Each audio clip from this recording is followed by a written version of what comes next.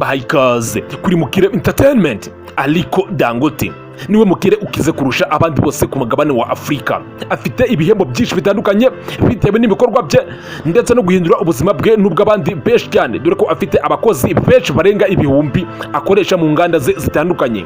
Ni umugabo witeje imbere, ni umugabo wahinduye ubuzima, ni umugabo ufite inama zidasanzwe agira urubyiruko n'abantu bose muri rusange. Reka turebere hamwe inama uyu mugabo agufitiye inama. Ese ntabwo ukeneye kumva inama ugirwa n'umukire wa mbere ku mugabane wa Afrika? Niba ukeneye kumva inama ugirwa n'umugabo wa mbere ukize kurusha abandi bose ku mugabane wa Afrika, kanda like kuri iyi video, ukore subscribe niba utarayikora, ubundi ukurikire iyi video kugeza irangiye. Ndabizi uraza gukuramo amasomo menshi cyane.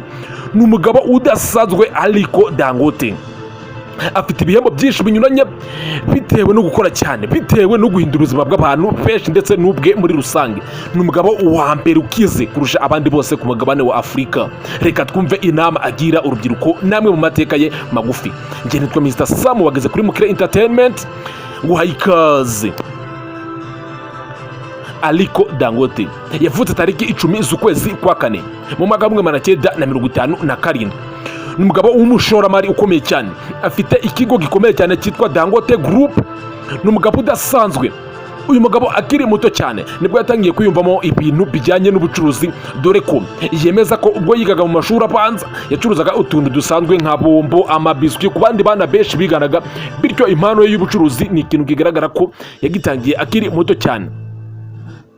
Dangote nyuma yo kurangiza kaminuza nibwo yatangiye gukora ishoramari ryagutse, ubwo nyirarume yamugurije amafaranga atangira ubucuruzi bwo kurangura imiceri hanze akayizana mu gihugu akayicuruza, bityo biza kumwungura vuba. Yishyura ideni rya nyirarume atangira ubucuruzi nk'abandi bose kuri botike zisanzwe kabisa. Uyu mugabo yahereye hasi nk'uko tubyumvise, ariko ni icyamamare, ni umuherwe, dore ko ari we wa mbere ku mugabane wa Afrika mu bagabo bose uzi bakomeye. Aliko Dangote afite Dangote Group. Ni umugabo w'umucuruzi ufite ubwenge budasanzwe mu ishoramari. Reka tumwumvire hamwe rero izi nama akomeza agira urubyiruko ndetse n'abantu bose muri rusange.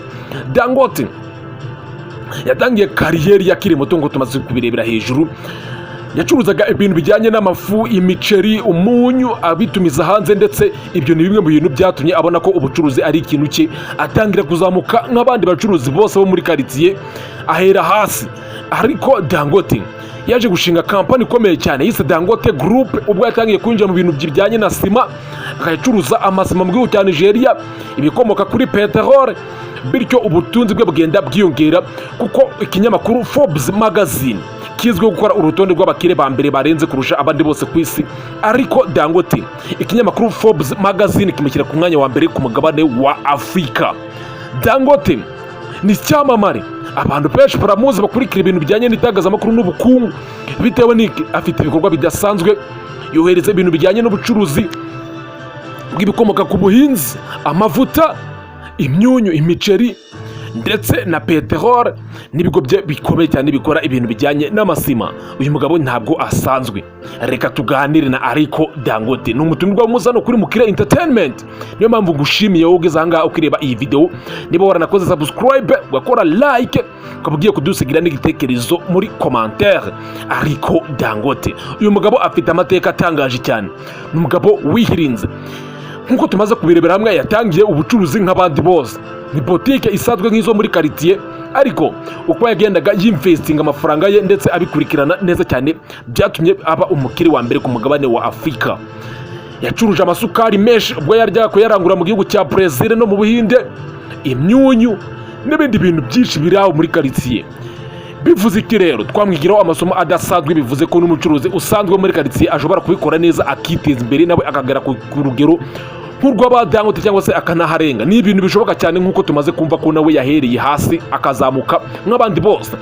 10 motivational words from Aliko Dangote to inspire the people.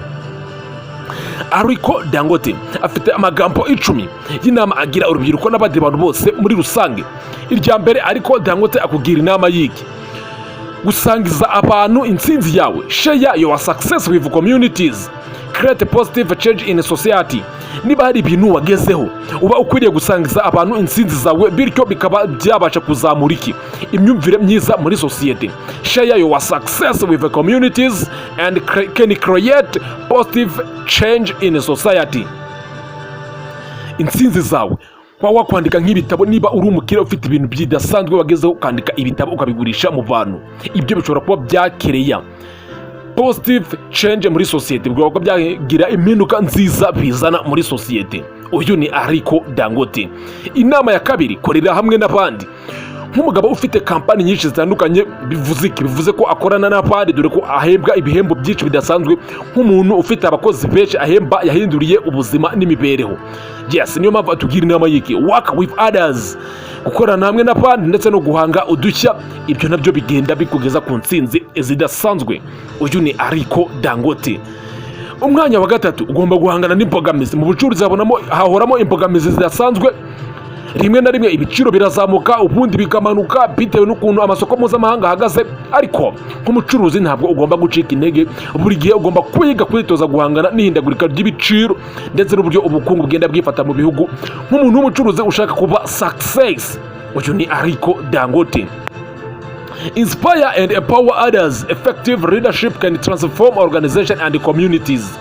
Ugomba gukora cyane kandi ukiyumvamo ibintu by'ubuyobozi. Niba ushaka kuba umushoramari ukomeye cyane, irememo umwuka wa kiyobozi. Ugomba kuba umuyobozi.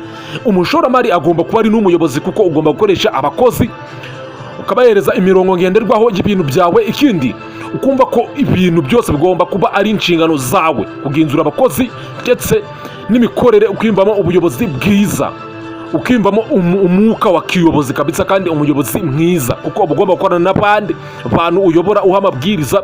Bityo nk'umushoramari ugomba kuba uri sure ko ibintu by'ubuyobozi ari ibintu byawe, kandi ukabyitoza mu gihe wumva ko utayobora neza abandi ngo mubashe kuba mwagera ku ntego za kampani cyangwa se z'ikigo cyawe wiyemeje. Uyu ni Aliko Dangote. Running. Ku mwanya wa gatandatu, kugira inama yo kwiga. Komeza wige. Niba ari ikintu cyateza imbere business yawe cyangwa se ishoramari ryawe, ni ukwiyungura ubumenyi bujyanye n'ikintu urimo gukora. Niba uri umucuruzi, ugomba gusoma ibitabo bijyanye n'ubucuruzi, ubushoramari, ibintu byose bijyanye, ubumenyi bujyanye n'ibintu uri gukora. Nicyo kintu cya mbere nacyo cyagufasha kugira ku nzozi zawe ndetse no ku iterambere ryawe ushaka. Yes, Aliko Dangote. Inyangamugayo. Komeza ube inyangamugayo, wubake icyizere mu bandi. Ibyo nabyo bizagufasha kugera ku nzozi zawe ndetse n'iz'ikigo cyawe. Aliko Dangote akugira inama y'iki. Niba uri umushoramari, uri umucuruzi utari inyangamugayo, ibyo biragoye cyane ko wazagera ku ntego zawe z'ikigo cyawe, bitewe n'uko iyo utari inyangamugayo, abakiriya bawe cyangwa se n'abandi bantu bose mukorana bakagutakariza icyizere. Icyo gihe bivuze ko udashobora kugera ku kintu ushaka kugeraho. Uyu ni Aliko Dangote. Hard work. There is no shortcut to success. Kora cyane, nta nzira ya bugufi igeza ku ntsinzi. Niba uri umushoramari, kora cyane, kuko nta nzira ya bugufi, nta buryo bworoshye wanyuramo kugira ngo ugere ku ntsinzi. Uyu ni Aliko Dangote. Innovation. Hanga udushya. Nk'umucuruzi, ibintu ku masoko bigenda bihinduka. Hari aba competitors, hari abantu baba biteguye kuzana utuntu dushya ku isoko. Niba uri umucuruzi, ugomba kuzana ibitekerezo bishya byawe kugira ngo nawe ubashe kugendana n'abandi, bityo ubutunzi bwawe ndetse n'ishoramari ryawe rigende ritera imbere rijyana n'ibigezweho. Innovation. Aliko Dangote. Ku mwanya wa 9, having a clear inspiration, crucial guiding effort and ambition. Yes, ugomba kugira intego zagutse kandi ugafasha abandi kuba bagera ku byo bashaka, bityo nawe bikagufasha kugera ku nzozi zawe ndetse n'izo iki ushaka kugeraho. Yes, kuba wafasha abandi kugera ku byo bashaka, ibyo mu buryo bumwe cyangwa se ubundi, nawe bizagufasha kugera ku byo ushaka. Uyu ni Aliko Dangote. Ku mwanya wa 10, ubutsinzi cyangwa se gutsinda bisaba guhangara ibintu abantu benshi batinya ndetse n'imbogamizi. Niba ushaka kuba umutsinzi mu kintu runaka, ugomba kureba ikintu batinya. Abantu batinya gukora ibintu byinshi. Ibintu batinya akenshi nibyo biba byishemo amahirwe ndetse n'imbogamizi. Yes, hangara imbogamizi. Ikindi, urebere amahirwe cyangwa se ujye ureba ibintu mu buryo buri positive. uyu ni Aliko Dangote. Ndabashimiye cyane, igihe nitwa Mr Sam. Niba warakoze subscribe hano kuri Mukire Entertainment ndagushimiye cyane, niba utarayikora yikore. Tuzarebere hamwe n'abandi bagabo benshi badasanzwe babakire babaje kuba abatsinzi muri ubuzima, turebe n'amasomo menshi bagenda babwira abantu natwe tubigireho. Uyu munsi twareberaga hamwe Aliko Dangote. Uyu mugabo ni umukire, ni umuherwe.